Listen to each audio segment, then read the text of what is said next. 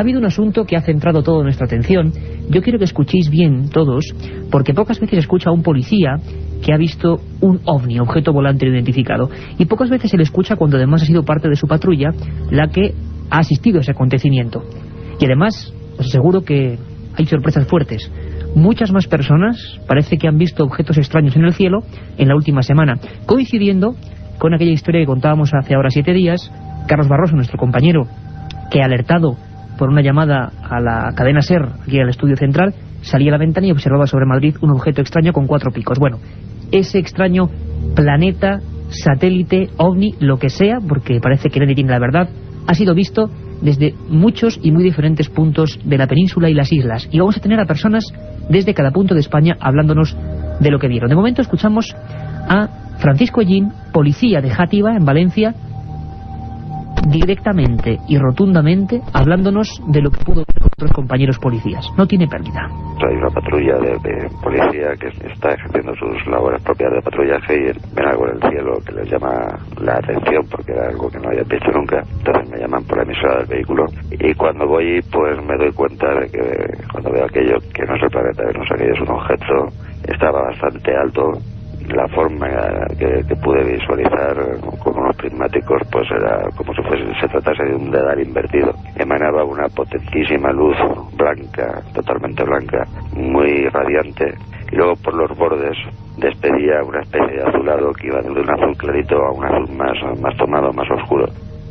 La verdad es que algo muy extraño ha ocurrido en Játiva, Valencia, y ha coincidido. Tenemos decenas de mails. Yo siempre lo digo, me sorprendéis, de verdad que me sorprendéis cada semana.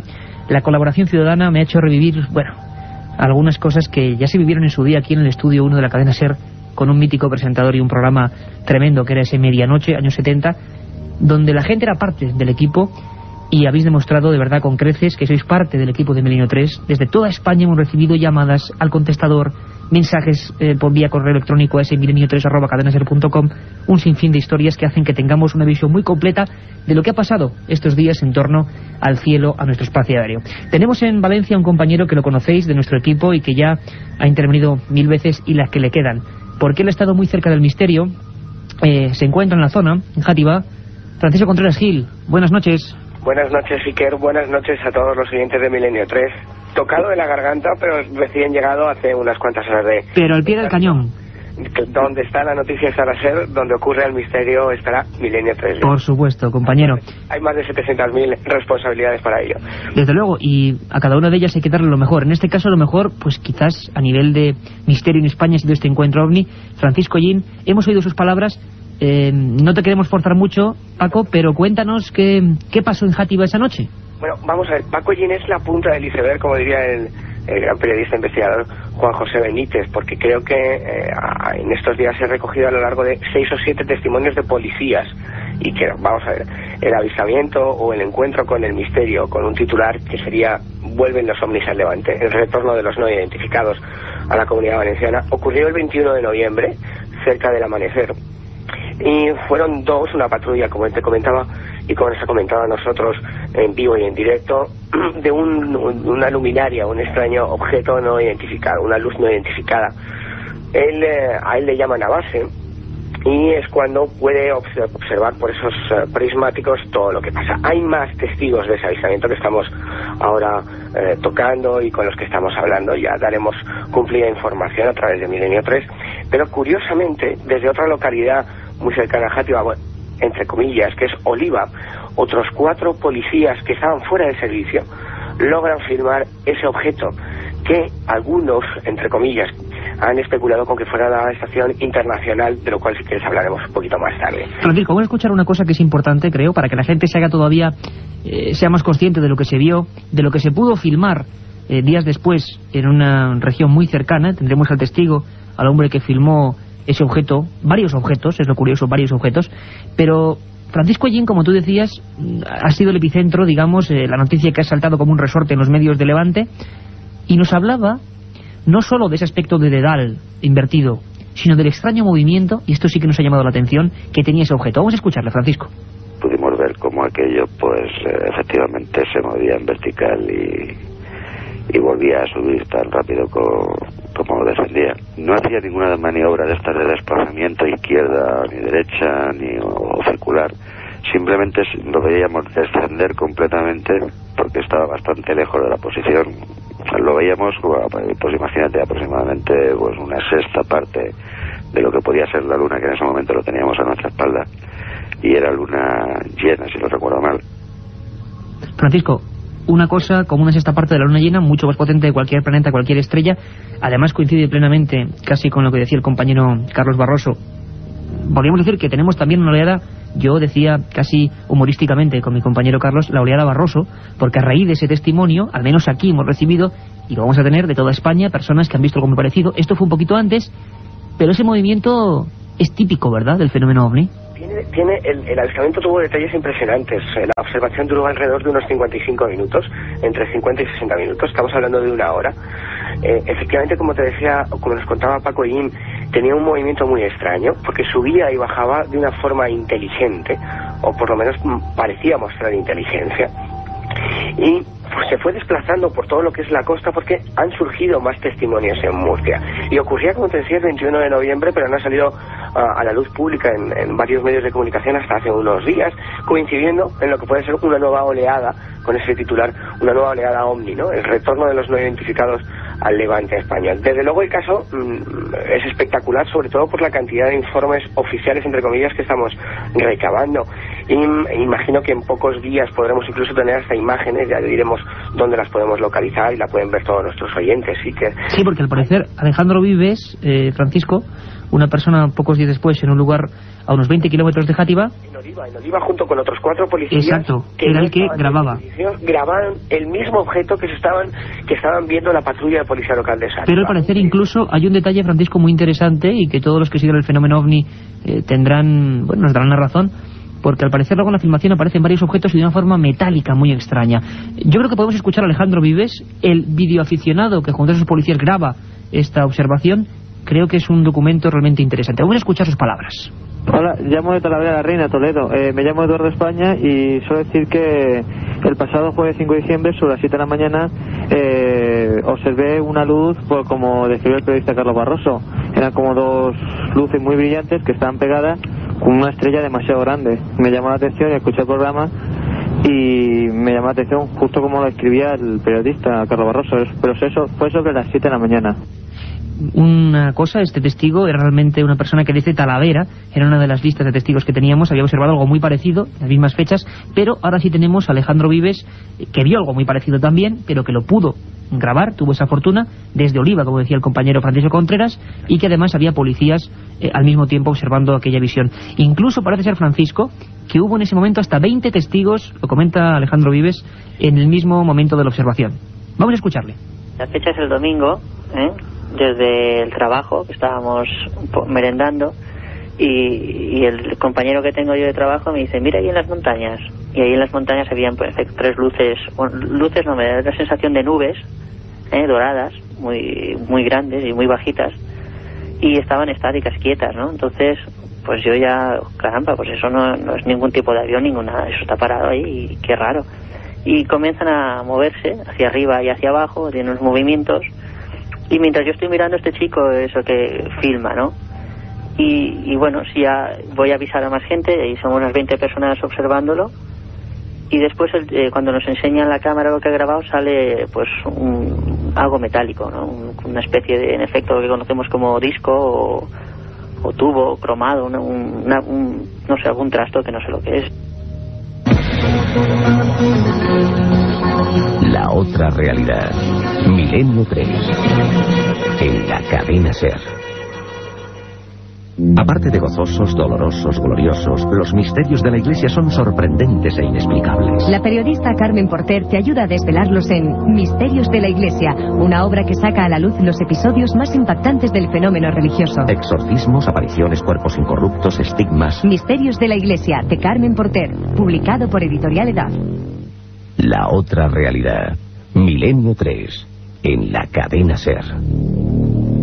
Después de estos consejos publicitarios, seguimos con la increíble oleada OVNI, aparentemente, que ha asolado parte de España, que comenzó en esa región de Levante, que se prolongó, al parecer, con varios testimonios sobre Madrid de los que dábamos buena cuenta, y que nos han inundado el correo electrónico, hay que decirlo, decenas de personas que han visto algo muy parecido, desde Zaragoza, desde Barcelona, desde Málaga, desde Almería, desde Talavera, como escuchábamos antes. Vamos a escuchar a José Manuel, uno de tantos testigos, que vive en Santa Coloma de Gramenet, en Barcelona, José Manuel Pontes, que también observó en la misma fecha algo muy extraño, lo mismo que denunciábamos aquí en Milenio 3 hace tan solo unos días. Yo pensaba en un principio de que debía ser el foco de un avión, pero claro, aquello estaba totalmente estático, y entonces pues rápidamente piensas que a lo mejor era un helicóptero, o vete a saber qué. Y claro, un helicóptero a la altura que debía estar aquello sobre el mar, no pensaba yo, o al menos no creía yo que pudiera ser. Además que el foco se veía mirando hacia nosotros, hacia tierra. El resplandor aquel pues me dejó así extrañado, y aquello de la otra posibilidad que para quitarme la idea de la cabeza fue de pensar que podía haber sido un planeta. Francisco, se ha especulado mucho este tipo de testimonios, vamos a seguir con ellos, es la voz viva de las personas que están viendo algo estos últimos días. Se ha especulado, como tú decías, con una supuesta reentrada de diversos elementos científicos humanos. Y bueno, tú que a estas alturas, en los casos de allí, ¿hay alguna solución de momento? Por la información que estamos recabando, y que concretamente en el de Sátiva, que ocurrió el 21 de noviembre, esto es importante porque es donde comienza la oleada. Sí, el inicio. Vamos a dejarlo claro. La primera explicación oficial o científica que salió a la palestra fue que podría ser, o que podría tratarse de la observación de la Estación Internacional Espacial.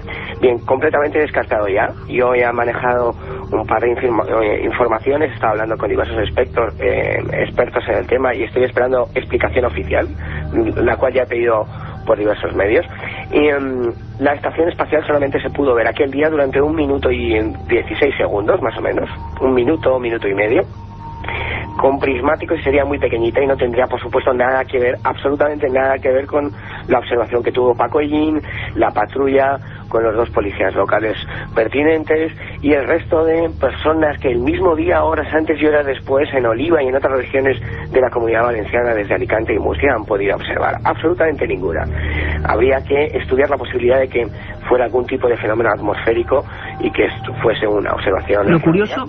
Estamos intentando contrastarlo, o que estuviésemos con la reentrada en la atmósfera de chatarra espacial. Lo curioso, Francisco, que te voy a decir es que también casi todos los testigos, la mayoría de testigos de después del inicio de la de Valencia, lo que hemos recibido son objetos bastante inmóviles, cosa que da mucho que pensar. Por ejemplo, tengo entre los muchísimos mails que hemos recibido un mensaje de Vicky Porcel de Granada, de las inmediaciones de Granada, que observa algo grande, fijo, luz fijo que no parpadea y que tiene 4 picos, que era exactamente lo que describía Carlos Barroso, nuestro compañero de Milenio 3, y un montón más de gente. Por ejemplo, Pedro Manu del pueblo de Arriate, cerca de Ronda, en la provincia de Málaga, también nos escribe la misma fecha, exactamente igual en esa noche de madrugada del martes al miércoles, exactamente dice, observé tal y como la describisteis. Dirección oriente, 4 puntos bien señalados, y sobre todo la gente, Francisco, coincide en ese color entre blanco y azul. Bueno, habrá que seguir investigando, pero sigamos con la fuerza de los testimonios. Juanjo Loquis, desde Zaragoza, también había sido testigo de lo imposible. Le escuchamos. Era un objeto estático, como una luz muy grande, era más grande que una estrella, más pequeño que la luna. El destello que parecía que eran como 4 puntas, pero vamos, más me inclino por el destello, y la verdad es que era grande, era más grande que una estrella que se pueda ver normal y corriente. Escuchando el programa la semana pasada, escuché que un experto decía que si eran 2 planetas. La verdad es que yo no me lo creí, sinceramente, con muchos respetos para esa persona, pero no, eso tampoco era para mi parecer no era tampoco un planeta.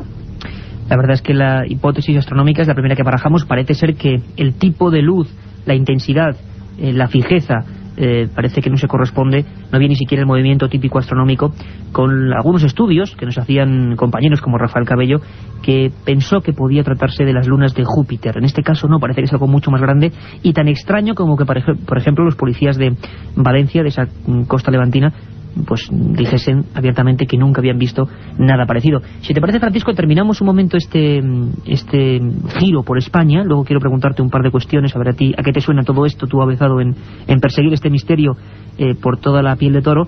Acabamos en las islas, que a veces las dejamos siempre aparte. Sabemos que tenemos un sinfín de amigos en Canarias y en Baleares. Acabamos con testigos desde Las Palmas. Escucha bien, Francisco, lo que vieron. 5:30 hora canaria de aquí, al sur de Tenerife, encima de Las Palmas de Gran Canaria, justo bajo el horizonte, empieza, y es impresionante porque es como un faro de un coche, solo un faro, y le está observando todos los días, y si ahí trazamos una perpendicular, va ascendiendo, claro, de una forma muy despacito, que justo a las 8 de la mañana, 9 horas península, aunque hay sol, aún se observa arriba del horizonte.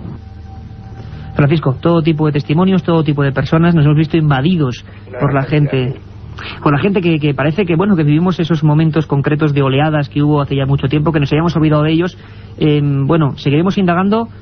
A día de hoy la información oficial parece que está difícil porque el propio policía Francisco Ellín de la Comunidad de Valencia, de Játiva, había tenido problemas, ¿no? Parece ser que, bueno, tampoco los altos mandos están como para dar facilidades a nadie, ¿no? No está el ambiente muy fácil, que digamos, en cuanto a información oficial, porque, bueno, el hecho de que hubiese sido, en el caso de Xàtiva, 2 policías locales los principales testigos y los primeros, bueno, pues el resultado es un informe oficial de la policía local, todo un documento para aquellos que estamos relacionados con el periodismo del mundo del misterio, ¿no?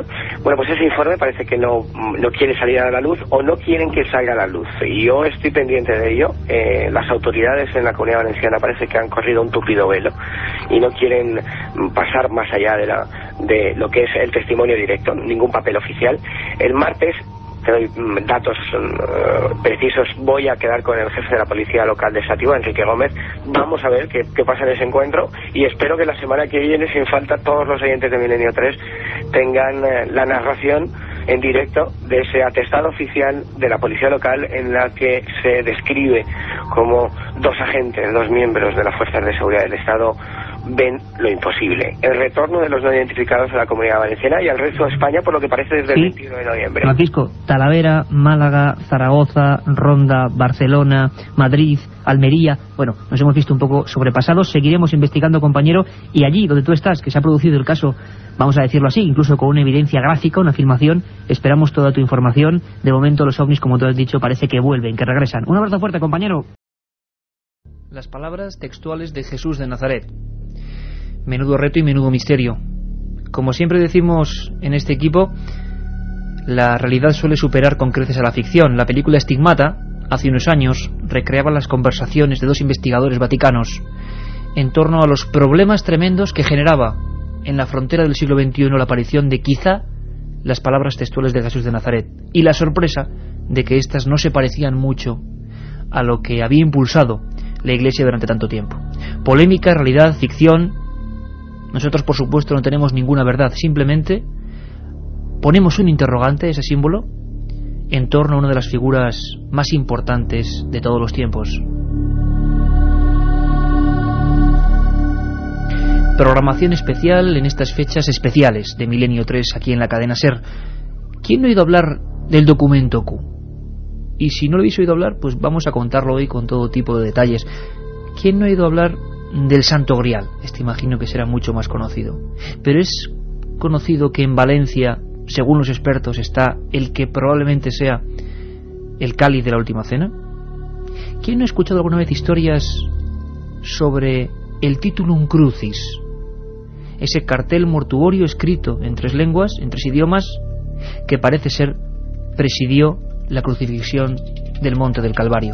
Son enigmas de Jesús de Nazaret, y hemos descubierto este equipo, sobre todo a raíz de esa innovación de los mensajes por SMS que instauramos a partir de septiembre, cómo había aluviones de preguntas, de dudas, de sugerencias en torno a personajes muy concretos. No hace falta decir, en una jornada como la de hoy, que el que se llevaba la palma, el que más interés suscitaba sin duda, era este, el rabí de Galilea, Jesús de Nazaret.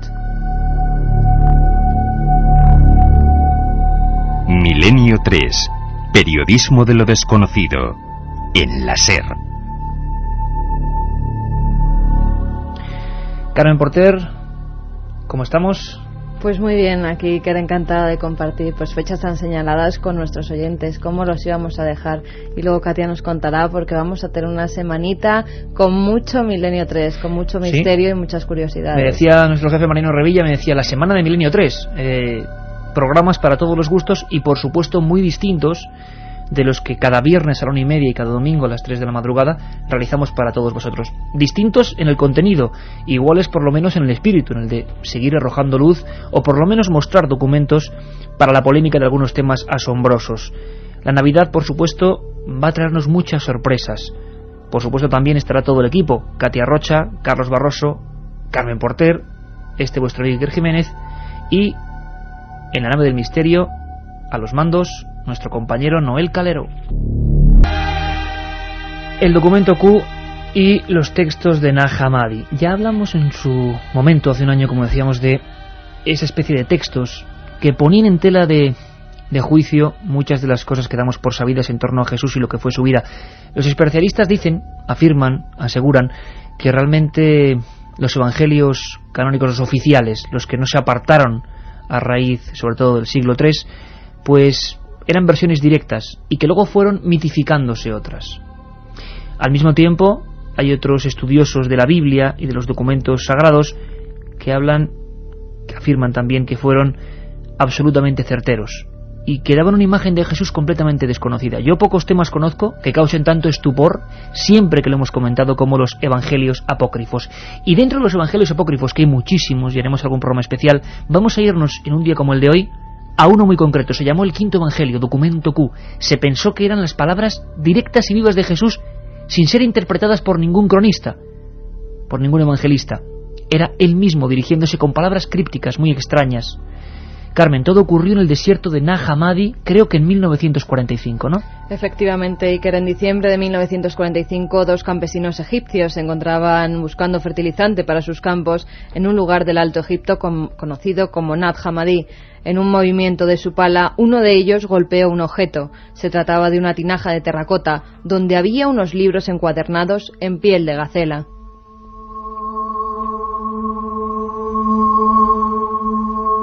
Fue un descubrimiento extraordinario, Iker, porque se trataba de escrituras cristianas en copto que resultarían muy relevantes para esclarecer los orígenes del cristianismo y de las enseñanzas de Jesús.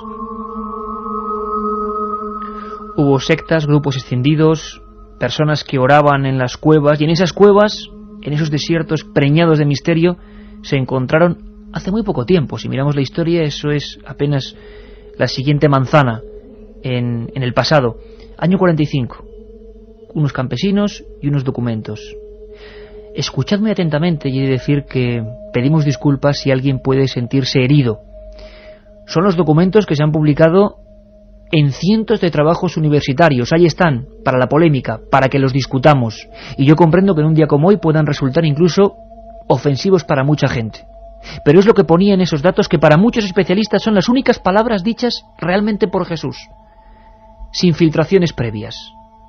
Carlos Barroso nos comenta cómo empezaban esos rollos de Nag Hammadi. Quien encuentre el sentido de estas palabras no conocerá la muerte. Reconoce lo que tienes ante tu vista y se te manifestará lo que te está oculto, pues nada hay escondido que no llegue a ser manifiesto. Si ayunáis, os engendraréis pecados, y si hacéis oración, se os condenará, y si dais limosnas, haréis mal a vuestros espíritus.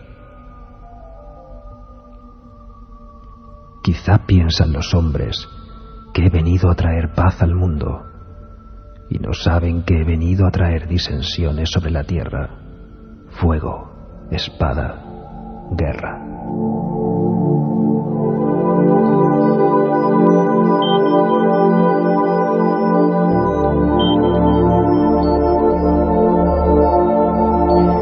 Imaginaos el tremendo revuelo que causaron estos documentos, estas voces, estas sentencias. Los especialistas lo llamaron logiones. Hubo más de un centenar y cada uno de ellos que era traducido provocaba un intenso terremoto en amplias áreas del cristianismo y de otras religiones. Estaban escritos en copto y realmente nos demostraban que había otras enseñanzas de Jesús.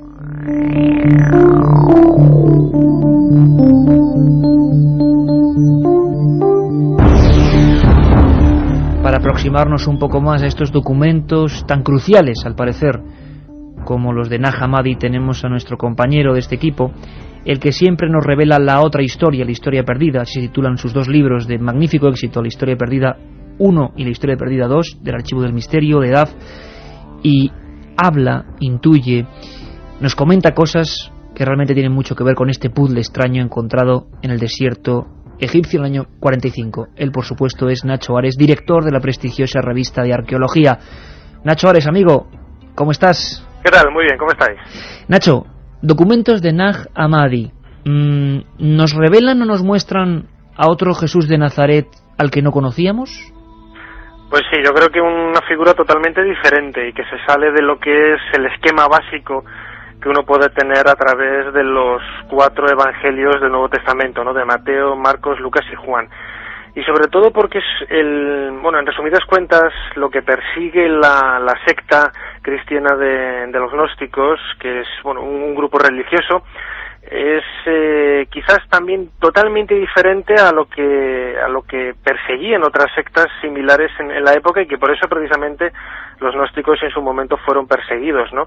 Que eran, el gnosticismo es, podríamos traducirlo como conocimiento, y ellos precisamente alcanzaban esa espiritualidad, ese máximo de la espiritualidad a través del conocimiento.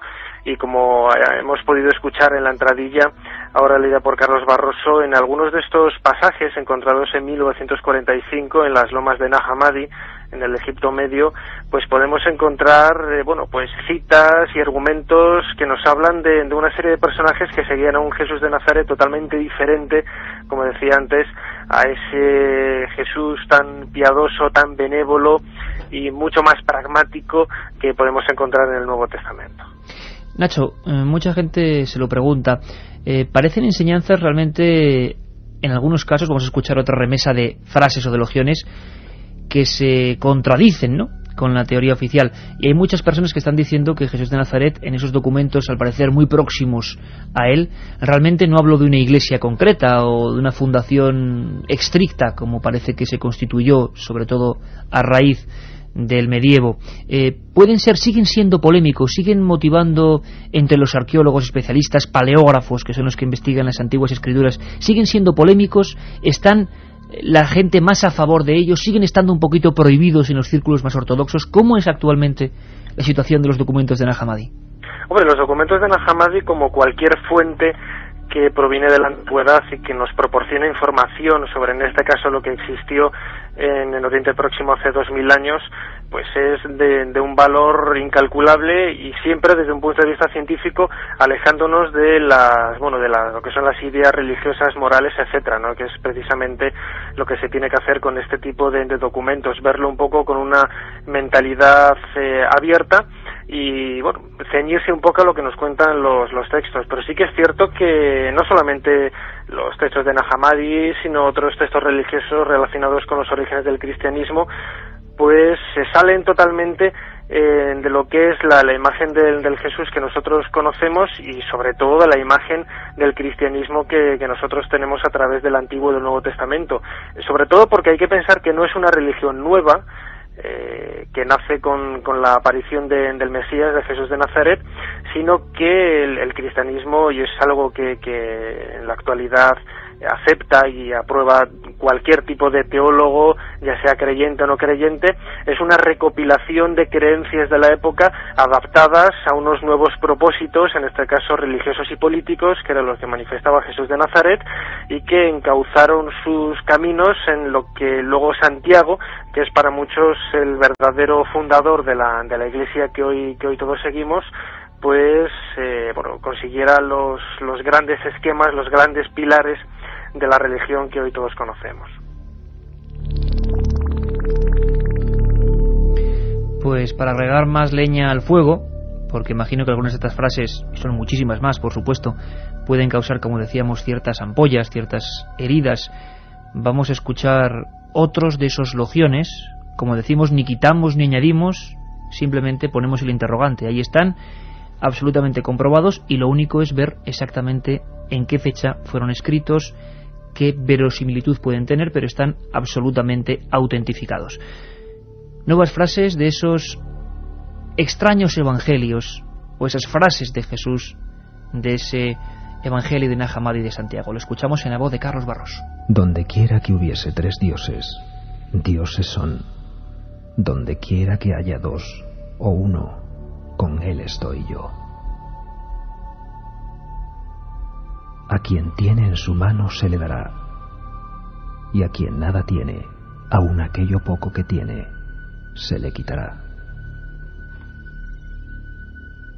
Quien no odie a su padre y a su madre, no podrá ser discípulo mío. Y quien no odie a sus hermanos y hermanas, y no cargue con su cruz como yo, no será digno de mí. Voy a destruir esta casa, y nadie podrá reedificarla. Quien bebe de mi boca, vendrá a ser como yo, y yo mismo me convertiré en él, y lo que está oculto le será revelado. Información críptica, mensajes reales, a veces parece la imagen, como en otros apócrifos, de un Jesús que desde luego tiene poco que ver con la versión oficial. Desde luego que habrá que seguir ahondando, lo haremos por supuesto con Nacho Ares en programas especiales, pero sí la pregunta que seguro que la trasladamos de muchísima gente que ahora nos escucha en un día como hoy. Nacho, queda todavía mucho por descubrir en esos desiertos, ¿no? Porque hablamos de hechos ocurridos hace 50, 60 años y parece que las arenas de toda esa zona de Oriente Medio todavía guardan muchos secretos. ¿Alguno podría poner en tela de juicio ya definitivamente todo lo que conocemos de Jesús de Nazaret? O incluso confirmarlo, ¿no? Si le damos un poco la vuelta a la tortilla. Es cierto que, por ejemplo, los documentos ahora de los que hemos estado hablando de Nag Hammadi aportan una serie de ideas que incluso, quizás por el contexto geográfico en el que fueron encontrados, que es en la cultura egipcia, pues beben de fuentes propias de la época faraónica, ¿no? Y, por ejemplo, algunos detalles, como lo que vamos a escuchar del politeísmo, pues son detalles que provienen no solamente de la cultura egipcia, sino de otras religiones de la antigüedad de aquella región, de aquella zona geográfica, ¿no? Pero bien es cierto que los desiertos todavía albergan infinidad de lugares que están por excavar, que están todavía por investigar, y que en muchos de ellos pudieron haber vivido comunidades, sectas, como los que conocemos ahora los gnósticos en Nag Hammadi, o quizás otras sectas similares a las del Qumran, etcétera, que pueden aportar información valiosísima para conocer un poco más, no en definitiva lo que sería la verdadera imagen de Jesús de Nazaret, sino un poco el contexto histórico y religioso en el que nació nuestra religión. Nacho, pues te emplazamos, por supuesto. Nacho Ares, autor de La Historia Perdida, entre otros muchos libros, director de la revista Arqueología. Te emplazamos en esta semana tan especial para nosotros y para todos los amantes de los misterios bíblicos, para seguir con la lupa que otea el pasado que tan magistralmente manejas. Un abrazo fuerte, compañero. Un abrazo, hasta pronto.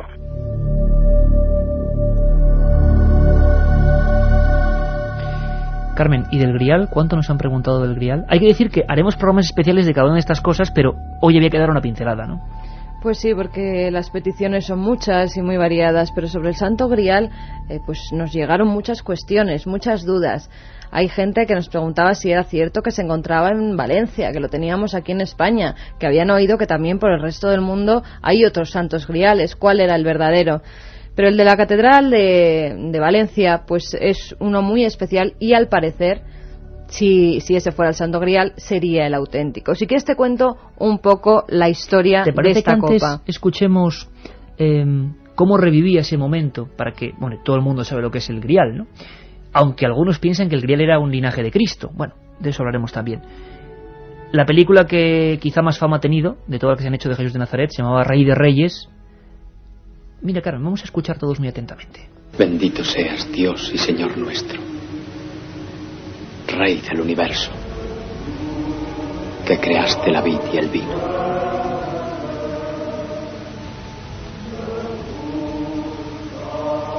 Bebed. Esta es mi sangre que será derramada por muchos para la remisión de todos los pecados.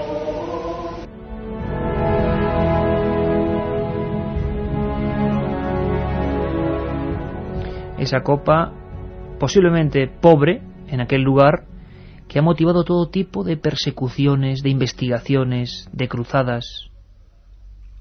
Una copa que para muchos ha revuelto los cimientos del mundo y que otros muchos aseguran que está en un lugar muy concreto.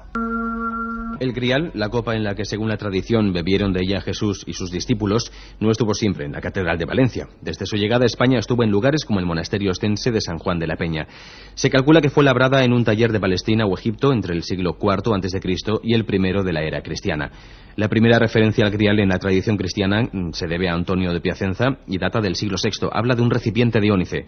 Parece ser que San Pedro transportó el Santo Cáliz desde Jerusalén hasta Roma. Desde ese momento sufrió diferentes idas y venidas. Acabó en Huesca, donde permaneció durante la invasión musulmana. En el año 1399 fue trasladado a Zaragoza a petición del rey de Aragón, Martín el Humano. Y durante el reinado de Alfonso el Magnánimo, por ejemplo, el Santo Cáliz fue trasladado ya a Valencia. Aquí se quedará definitivamente desde el 18 de marzo de 1437, el cáliz en que Jesucristo consagró la sangre el jueves de la Cena. El primer estudio científico del Santo Cáliz lo realizó el catedrático Antonio Beltrán en el año 1960 y llegó a la conclusión entonces de que el cáliz que se conserva en nuestra ciudad corresponde a una piedra de Oriente Medio tallada en un taller oriental y que es de la época de Jesucristo. En el año 1994 el profesor Manuel Sánchez Navarrete ha realizado el estudio más completo que se conoce sobre el Santo Cáliz, que abarca los tres aspectos más importantes: la historia del cáliz, las leyendas del Santo Grial y su tradición. El último estudio sobre el Santo Cáliz lo ha hecho un profesor alemán, Michael Hessmann, quien afirma que el Santo Cáliz que se conserva en Valencia corresponde al que usó el Señor Jesucristo en la última cena con los discípulos. La verdad es que la arqueología no ha puesto nunca objeción a la autenticidad del cáliz. De hecho, quizá lo menos importante sea demostrar si es un auténtico, ya que lo que sí está claro es que ha sido y sigue siendo signo y figura de la institución de la Eucaristía. Para formarnos una imagen del Santo Grial os contamos que está formado por la copa en sí, el pie y una estructura de oro con dos asas que los une. Mide 17 centímetros de altura y la copa está constituida por ágata de color rojo oscuro. Debajo de la copa están la vara con su nudo y asas de oro, el pie de concha reforzado con armadura también de oro, adornada con 2 rubíes, 2 esmeraldas y 26 perlas. Estos adornos se supone que fueron superpuestos en los siglos XIII y XIV, y actualmente esta obra se puede contemplar en la Catedral de Valencia, en la llamada Capilla del Santo Cáliz, junto a otros objetos de significación histórica. Un programa que se sumerge en el otro lado de la realidad. Milenio 3, con Iker Jiménez y todo su equipo en la SER. Y a Levante que nos vamos para saludar, como decíamos antes, a Jorge Manuel Rodríguez, vicepresidente del CES, o lo que es lo mismo, Centro Español de Sindonología, que se ocupa, y bien que se ocupa, investigando seriamente de todos estos enigmas. Jorge Manuel, ¿cómo estás, compañero? Pues muy bien, estupendamente. Estaba escuchando. Escuchando, realmente el Grial, que imagino, ya nos contarás, ha provocado, yo no sé, imagino que mucha sangre y mucha curiosidad al mismo tiempo, ¿no? ¿Puede estar en Valencia? Vamos a ver, yo estaba, como decía, escuchando y me he dado cuenta de que no se pueden confundir las cosas. Vamos a ver, una cosa es, dijéramos, el objeto histórico, arqueológico, utilizado por Jesús en la última cena, que eso, pues, es un objeto concreto, es decir, tenía que ser una copa para el vino. Y otra cosa es lo que en torno a esa copa, a ese objeto, se puede haber desarrollado en los últimos siglos. Hoy día lo que piensan los estudiosos y los historiadores y arqueólogos es que efectivamente la copa que tenemos nosotros en Valencia, como se ha dicho muy bien, estuvo durante la época de la invasión musulmana en los Pirineos en distintos lugares. Estuvo en unos lugares muy próximos precisamente a donde pasaba el Camino de Santiago. ¿Por qué son conocidas en todo el mundo las leyendas sobre el Santo Grial? Pues sencillamente porque eran una de las historias que se contaban a los peregrinos. Porque en Alemania nos encontramos con autores como Wolfram von Eisenbach, que recoge las leyendas del Grial? Pues muy sencillo, porque esas leyendas estaban circulando por toda Europa. Lo que pasa es que las leyendas eran leyendas y hablaban de ese objeto, pero lo adornaban con una serie de elementos que hacían que fueran interesantes. Eran leyendas de trovadores, y entonces en torno a eso pues se crea toda una mitología y pues un montón de aditamentos, de ornatos, que igual que le ha ocurrido a la propia copa, que ha sido añadida pues con una serie de, pues eso, de cosas que la embellecen, de oro, piedras preciosas, etcétera, pues igual ha pasado con la historia. Es decir, una cosa es el objeto de Jesús, que efectivamente puede ser el que está en la Catedral de Valencia, y otra cosa es que en torno a él haya habido una serie de leyendas que nos hablen de el Grial como un mito. Claro, pero es que en las leyendas, efectivamente, el Grial pues puede ser más cosas. Algunos pues piensan que, por ejemplo, pues hay una serie de influencias celtas, de el caldero mágico, no sé dónde. Bueno, pues todo eso se va incorporando a lo que es lo que cantan los trovadores, y entonces se hace todo un mundo alrededor de este objeto. Pero ya digo, desde el punto de vista de ¿puede ser el cáliz de la última cena el que está en Valencia? Pues eso, como se ha dicho también, no hay grandes objeciones. Otra cosa es que en torno a esto pues esté el rey Arturo y tal, todo eso, claro, evidentemente pues no es más que una leyenda, es un adorno. Y sin embargo, Jorge Manuel, como tú bien dices, esas leyendas recorrieron todas partes y se le ha ido dotando a ese objeto, que en un principio sería eso, una copa, como tú bien decías, de un sinfín incluso de poderes, de asociaciones o sociedades secretas que lo perseguían. ¿Por qué fue creciendo esto? ¿Desde cuándo empezó a creer para convertirse en una de las grandes reliquias? Bueno, vamos a ver. Vamos a ver. El objeto como tal, si efectivamente conservamos la copa de la última cena, eso es una grande reliquia, porque se considera incluso reliquia de la pasión, desde el punto de vista religioso. Pero, bueno, pues ¿desde cuándo se añade todo esto? Pues, bueno, se va añadiendo en distintos momentos, pero hay que tener presente que desde el principio la Iglesia se ha estado usando ese cáliz, es decir, es una idea fundamental dentro de la religión cristiana, la Eucaristía. Entonces, ¿esos poderes qué son? Bueno, pues no son más que una forma poética de contar algo que se quiere decir. Si uno se lee, pues cosa que se hace pocas veces, si uno se lee las leyendas medievales, concretamente hay dos versiones, una de Chrétien de Troyes, que es la versión francesa, que tiene muchos más elementos celtas, y luego la que he citado de Eisenbach, que es la versión alemana, resulta que lo que está diciendo, pues simplemente es una forma, ya digo, poética, o si se quiere un poco misteriosa y tal, pero decir algo que es simplemente una realidad desde el punto de vista religioso. Hay que tener en cuenta que, por ejemplo, lo que se dice del cáliz o del santo grial mitológico, supone, es que da la inmortalidad. Pero la inmortalidad. Claro, pero eso es exactamente lo que dice Jesús: el que come mi carne y bebe mi sangre tendrá vida eterna. Es decir, que no tiene nada de particular. Eso es una forma, claro, luego la leyenda le da más vueltas y tal, y dice que hay unos poderes, pero lo que está hablando, cuando se lee la versión, literalmente lo que dice es que cuando llegan los caballeros en busca del santo grial, ven a un hombre, concretamente la versión alemana es lo que dice, ve un hombre que está celebrando una misa y tiene las llagas de Cristo, y entonces la forma se convierte en un niño y tal. O sea, están en un momento en que todavía no se había definido, por ejemplo, el dogma de la transustanciación, lo que están queriendo reforzar a una manera, pues, poética, religiosa, y también con esos aditamentos, por lo que están hablando es que lo que tiene el cáliz de importante es la Eucaristía. Es decir, que se puede interpretar de muchas maneras, por supuesto, pero que indudablemente lo que hay en la base de todo es un concepto religioso, que era lo que estaba también impregnando toda la ideología de la Edad Media. Jorge, y una cosa importante, a nivel arqueológico, nos pregunta mucha gente, ¿existe competencia? Es decir, ¿hay otros lugares con otros griales? ¿Otros sitios donde también dicen es el nuestro, el auténtico? No, eso me alegra mucho decirlo. Es que pasa como siempre. Con las reliquias hay lo que dicen los historiadores y luego lo que piensa la gente. Por ejemplo, yo hace muy poco estuve en San Juan de la Peña haciendo el Camino del Santo Grial, que es un sitio súper interesante, la verdad. Y entonces, en San Juan de la Peña, el guía, pues con toda la paz del mundo, dice, bueno, ya saben ustedes que el cáliz de Valencia puede ser arqueológicamente, pero ya se sabe que hay muchos. Y entonces yo le pregunté, ¿me quiere decir usted por favor dos? Dice, sí, en España hay muchos. Y entonces me dijo, por ejemplo, el Santo Grial gallego. Digo, hombre, el Santo Grial gallego es una cosa que no tiene nada que ver, es un milagro eucarístico del siglo XI que jamás en la vida se ha pretendido que sea el cáliz de la última cena. Lo que pasa es que grial es una palabra española, curiosamente, que dice el arcipreste de Hita, Cervantes y otros autores de la Edad Media, y que es el único idioma donde la palabra grial significa algo concreto, que es copa para el vino. Esa palabra ha pasado a los otros idiomas como santo grial, porque y eso es lo que piensan los críticos que hacen la crítica literaria de estas leyendas, ha pasado porque ha pasado con la leyenda de origen español. Incluso la versión alemana, la de Eisenbach, sobre el Parsifal, dice que está en los Pirineos, justo donde estaba en esa época. Entonces, cuando te dicen, hombre, hay otros sitios. Bueno, pues el otro sitio que me dijo era Oviedo, y yo, que me conozco muy bien el relicario de la Catedral de Oviedo, puedo decir que no es verdad. O sea, no ocurre, Jorge Manuel, como con las sábanas santas, que al menos copias o gente que intentó imitarla sí que tenemos en toda la geografía, ¿no? Claro, nosotros tenemos 90 catalogadas.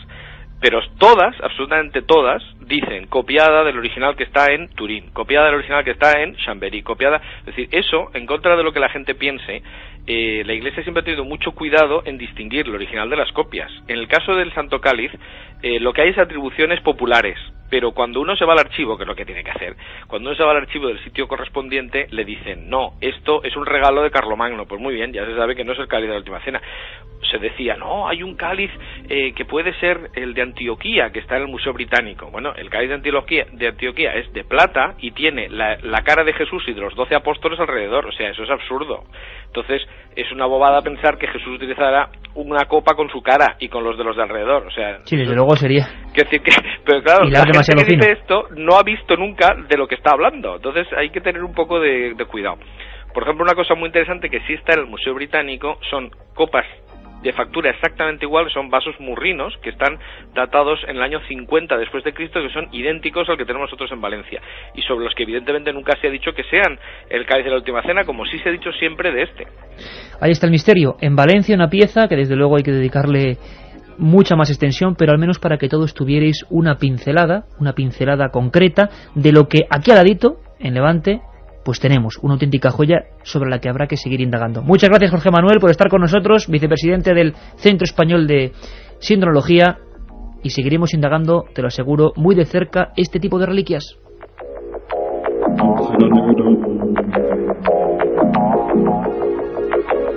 Carmen, seguimos este repaso, esta excursión por objetos que tienen que ver con Jesús, que hoy hacemos en este día tan especial, en esta jornada tan significativa para gran parte del mundo.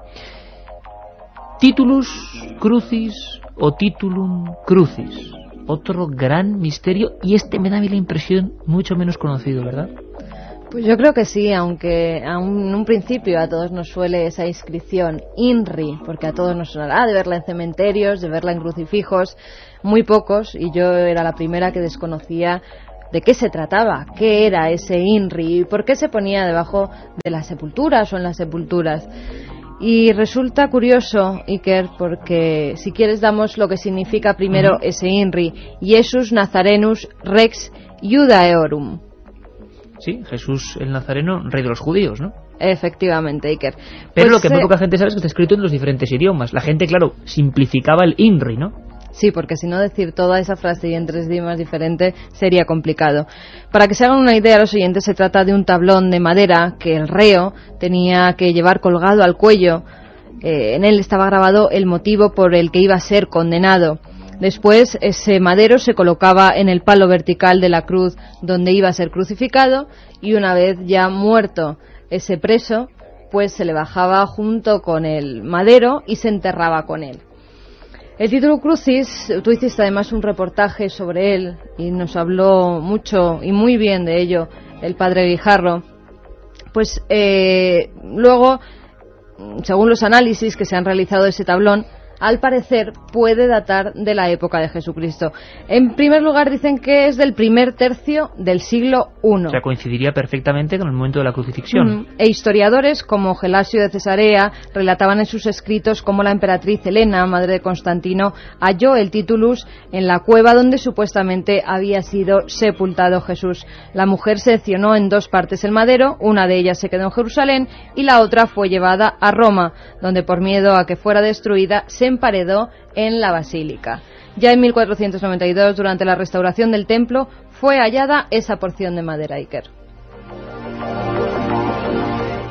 Un hombre que era flagelado, que era expuesto a todo tipo de humillaciones, y la mayor podía ser que encima de su cruz hubiese esa inscripción. Era muy raro también que fuese en 3 idiomas, para que todos los seguidores pudieran saber con certeza a quién estaban torturando hasta la muerte: hebreo, griego y latín.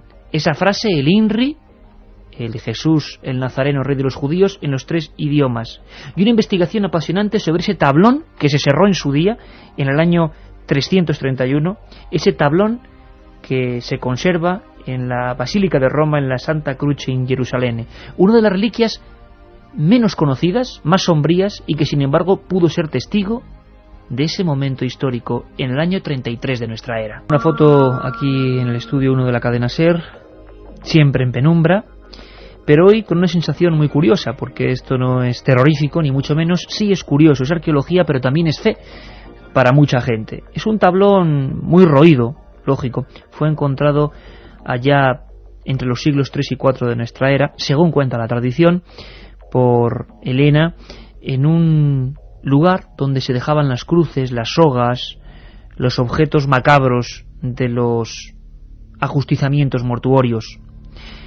Es una madera que aún conserva una zona ligeramente policromada, donde alguien grabó y luego puso una sustancia más oscura, donde se encontraban esos 3 acepciones, 3 idiomas con el INRI. En 1492, en esta basílica italiana, como ocurría con el Grial de Valencia, se adornó de otras cosas. Se puso oropel, se puso detalles que desde luego no estaban en el original. La noticia saltaba cuando Michael Hesemann, uno de los grandes investigadores siempre interesado por la arqueología bíblica, aseguraba que los últimos datos paleográficos, el estudio sobre todo de algunas letras muy concretas en la frase griega, esas 3 frases, pues en la frase griega, parece ser que el tipo de símbolo en la letra alfa solo se hacía así en ese primer tercio del siglo I. La investigación, por supuesto, ha sido muy polémica y hay gran parte de expertos que aseguran que solamente ese tablón, porque hay reproducciones por todo el mundo, el que se guarda en la Basílica de Roma, podría ser el verdadero, el que estuvo en la cruz, porque bien es cierto, mucha gente nos lo pregunta y nos lo ha preguntado al 7640 con la palabra milenio durante muchas semanas, si es verdad que con las astillas de la cruz se podían hacer 10.000 cruces, y es cierto, hay todo tipo de reliquias, e incluso un día, a ver si podemos viajar, en Sangüesa, Navarra, hay un museo de reliquias españolas intentando recopilarlas, pero Titulum Crucis solo hay uno. Esto, por ejemplo, me lo decía el padre José Francisco Guijarro, que era miembro de una de las comisiones que investigaban este tipo de hechos, ¿no, Carmen? Pues sí, efectivamente investigaba además el Titulum Crucis y incluso en la entrevista que pudimos realizar, yo creo que nos llegó a hablar que se le iban a hacer pruebas como las que fue sometida a la sábana santa, por ejemplo la del polen, esa prueba que hizo el suizo Max Frey. Y pues cuando nos concedía esa entrevista, yo creo que durante todo este tiempo se han tenido que estar ya realizando pruebas sobre este tablón, incluso también muestras de la madera, se quería retomar alguna muestra, aunque ya fueron datadas. El método del carbono 14, por ejemplo, decía que no lo iban a utilizar porque no era muy fiable en este tipo pues de reliquias, como pasó con la sábana santa. Habría que preguntarse, ¿muy fiable para la fe o muy fiable para la arqueología? Claro, ahí ya está la polémica. Está la ciencia y la fe. Unos temas que efectivamente conjuntan estas dos áreas. El padre José Francisco Guijarro, aquí en Madrid, en el convento de las Descalzas, nos recibía amablemente y nos comentaba los últimos detalles en torno a este misterio, y conociésemos mucho mejor el Titulum Crucis o Titulus Crucis. Pedimos disculpas por anticipado por la calidad del sonido, era una grabación realizada con pequeña grabadora, pero creo que se va a entender perfectamente los datos concretos en torno a este tablón que quizás presenció la muerte de ese hombre excepcional, Jesús el Nazareno. En el Evangelio se hace referencia a este título, a este letrero. En los 4 Evangelios se habla, y el que habla con más detalle es el Evangelio de San Juan, porque San Juan fue testigo presencial de la crucifixión. Él dice que le estaba al pie de la cruz. San Mateo no, y San Marcos y San Lucas eran discípulos que se incorporan a la Iglesia después de la resurrección. Entonces, tanto San Marcos como San Lucas hacen referencia, se nota, a que escriben el Evangelio a partir de otros escritos previos que existían, que no han llegado hasta nosotros. Pero había más datos, es decir, no solo los evangelios hablan de Titulum Crucis, no solo hay documentos concretos en materiales de los que no se puede dudar, sino que además, a partir del siglo III, siglo IV, hay toda una perfecta disposición archivística, crónicas antiguas que nos hablan del hallazgo y el aserramiento, que nos parece algo absolutamente inconcebible, del que podía ser cartel mortuorio de Jesús de Nazaret. Una parte se mandó a Jerusalén y la otra a Roma. Así se hacían las cosas. Ese material que estuvo ahí en la cruz del Calvario, en ese momento absolutamente mágico, Ahondaba en ello el padre José Francisco Guijarro. Entonces, claro, travesaños esos son los que aparecen ahí, aparecen varios, en tiempos de Elena. Entonces, Elena, el travesaño que identifica, según esta leyenda, como de la curación del enfermo y como de la cruz de Cristo, lo manda a cerrar para dejar la mitad en Jerusalén, en la basílica que se iba a construir, y la otra mitad llevársela a Roma. Y con el título de la cruz hace lo mismo, lo manda a cerrar para dejar la mitad en Jerusalén y la otra mitad llevársela a Roma. Otro elemento importante y creo que esencial en lo que es la sustancia de estas reliquias.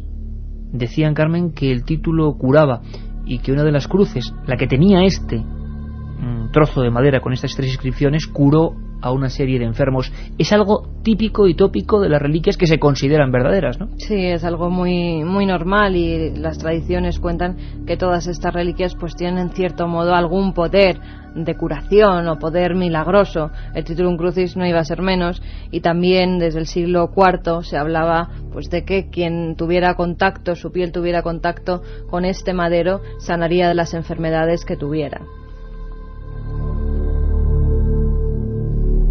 Pues hoy hemos conocido también un poco más este curioso trozo, curioso elemento, que no suele ser muy citado, sí el grial, sí la sábana santa, sí los trozos de la Vera Cruz, pero el Titulum Crucis no.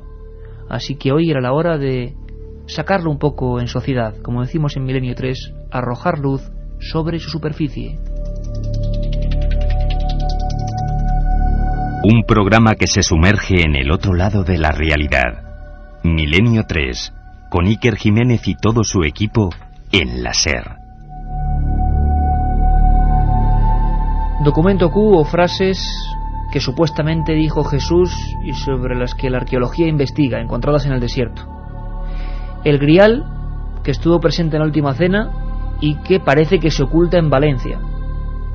El Titulum o Titulus Crucis, que pudo estar en esa especie de patíbulo en el monte del Calvario. Si quedaba algo por agregarse a este póker de reliquias, nos llega hace un tiempo, más o menos hace año y 3 meses, una noticia sobrecogedora sobre la que hay novedades. Una noticia que en aquel momento en Milenio 3 cubríamos y que nos contaba de esta manera, casi sorprendido, Julio de la Guardia en algún punto de la frontera de Gaza. Nos lo contaba así. Hace más o menos 2 semanas un arqueólogo francés se encontró de casualidad en esa tienda que decíais de un coleccionista israelí un osario en el cual encontró una inscripción que, como tú decías, describe a Santiago o Jacobo como el hijo de José y a su vez el hermano de Jesús, lo cual pues de alguna forma legitima lo que dicen los evangelios apócrifos en detrimento de los canónicos. Otro escándalo, un auténtico escándalo en toda regla. Daba igual que estuviéramos en pleno año 2002 en aquel momento, porque otra inscripción en esa pequeña urna, hablando de hermanos de Jesús, volvía a saltar todas las alarmas. Siempre parece que hay un momento en el que algo que tiene relación a este hombre, y más una especie de sacrilegio como podía ser hablar de un hermano de carne y hueso en aquella época, provocó un sinfín de noticias. Parece que ha habido novedades y nos la cuenta desde esa zona Patricia Salas. Apenas mide unos 50 centímetros de largo, pero ha causado un auténtico terremoto religioso y cultural. Esta urna, un osario de la época contemporánea de Jesús, es desde hace un año objeto de estudio por expertos de todo el mundo. El motivo, una inscripción reveladora: Santiago, hijo de José, hermano de Jesús. De ser auténtica, sería el objeto más antiguo donde se menciona la existencia histórica de Jesús. Para la Autoridad de Antigüedades israelí, la inscripción es falsa, y así lo hizo saber el pasado 19 de junio. Tras someter la urna a estudios de carbono 14, determinó la autenticidad de la caja mortuoria, pero identificó la ausencia de una especie de barniz que se genera con el paso de los años y que debería estar también en la zona del texto. Sin embargo, científicos de todo el mundo, reunidos hace unas semanas en Estados Unidos, consideran prematura la afirmación de Israel. Creen que se debe estudiar más minuciosamente la caja antes de hablar de su autenticidad. Hay demasiadas cosas en juego: religión, política y dinero. Para el coleccionista propietario del osario, este objeto puede significar el negocio de su vida, ya tasado en $2 millones la urna. Y dimes y diretes, y al final lo que nos llega a nosotros, por ejemplo, como periodistas, es que todo lo que hubiera tocado Jesús de Nazaret, todo lo que sea referirse a él, provoca en todo el mundo una atención muy especial. Qué curioso, Carmen, que sale la noticia de esa urna, una urna que, fijaos lo que implica, José, hermano de Jesús. Bueno, toda otra historia que avalan los evangelios apócrifos. Esos evangelios apócrifos que, lo repito de nuevo, haremos un programa, pero que fueron apartados en el siglo III, mediante la ley de un concilio se obliga a respetar lo que sí se considera inspiración divina y sagrada y lo que no, y quedan libros que eran 10 veces más extensos que lo que se consideró la crónica de los evangelios. Algunos incluso más cercanos a la vida de Jesús que las propias crónicas. ¿Por qué se hizo esta separación? ¿Qué contenían esos libros? ¿Por qué algunos hallazgos arqueológicos parece que hacen referencia a esos documentos secretos? ¿Acaso había algo que ocultar? ¿Acaso había algo que temer? ¿Acaso la historia primigenia de ese siglo I no es como nos contaron después? De todas formas, Carmen, y tú lo conoces bien porque eres autora de ese libro sobre la sábana santa, fotografía de Cristo, ¿no es muy curioso que salga una urna, la noticia se desmienta rápidamente y ahora, un año y pico después, con mucha menos atención, sepamos por los investigadores que todavía queda mucha tela que cortar? ¿Por qué enseguida la negación de estos fenómenos, cuando tienen que ver con Jesús o con la ciencia o la arqueología, sufren un rápido descrédito y se comentan en todo el mundo? Es que me recuerda a la famosa historia del carbono 14 y la sábana santa. Muy poca gente sabe, Carmen, porque hicimos el programa hace mucho tiempo, que quienes hicieron el informe del carbono 14 que decían que la sábana santa era fraudulenta o medieval, luego se retractaron aunque sea un poco, y eso no se comentó. ¿Pasará aquí lo mismo? Pues en eso, Iker, tenemos mucha culpa los medios de comunicación, porque sí es cierto que se dan esos desmentidos a nivel mundial, como ha pasado con la sábana santa, cuando lo del carbono 14, cuando se hicieron las pruebas del carbono 14 por 3 laboratorios diferentes y dijeron que databa de una época medieval, que la tela era medieval, por lo tanto la figura que hay plasmada en ella no puede ser Jesucristo. En este caso volvemos a lo mismo. Después de varios análisis se da la noticia de que esta urna es falsa, pero cuando se dice que no, que puede ser verdadera, eso muy poca gente lo comenta. ¿Por qué se quieren ocultar esos datos? ¿Por qué la Iglesia no mueve a nivel internacional los nuevos datos en torno a estas reliquias, a estos enigmas arqueológicos? ¿Qué se quiere ocultar? ¿Otra historia de Jesús que no nos han contado, que no les interesa?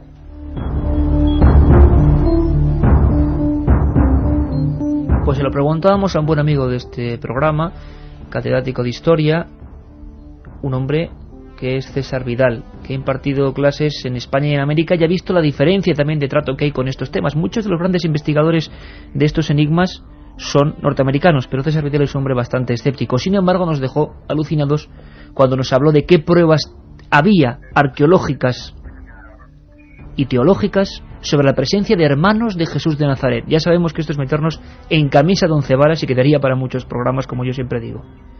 César Vidal, y la pregunta en el aire: ¿hermanos de Jesús?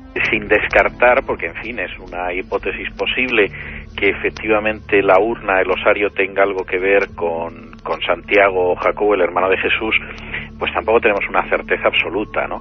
Yo quisiera además destacar otra cosa, es decir, aparte de que esto no es seguro, es decir, es posible, pero dista mucho de ser seguro. Santiago aparece como hermano de Jesús en el capítulo 13 del Evangelio de Mateo y en el capítulo 6 del Evangelio de Marcos. Se hace una referencia a él en el capítulo 15 de la primera carta a los Corintios como uno de los personajes que eran incrédulos, pero que en un momento determinado vieron a ese Jesús resucitado y cambiaron radicalmente de opinión acerca de ese cristianismo incipiente. Pablo lo vuelve a citar en Gálatas como uno de los personajes que dirigía la iglesia de Jerusalén, la iglesia judeocristiana de Jerusalén. Vuelve a aparecer en los Hechos de los Apóstoles en esa situación. Es decir, los datos que aparecen en el Nuevo Testamento, donde incluso uno de los libros del Nuevo Testamento está escrito por él, que es la Epístola o la Carta de Santiago, son muy abundantes.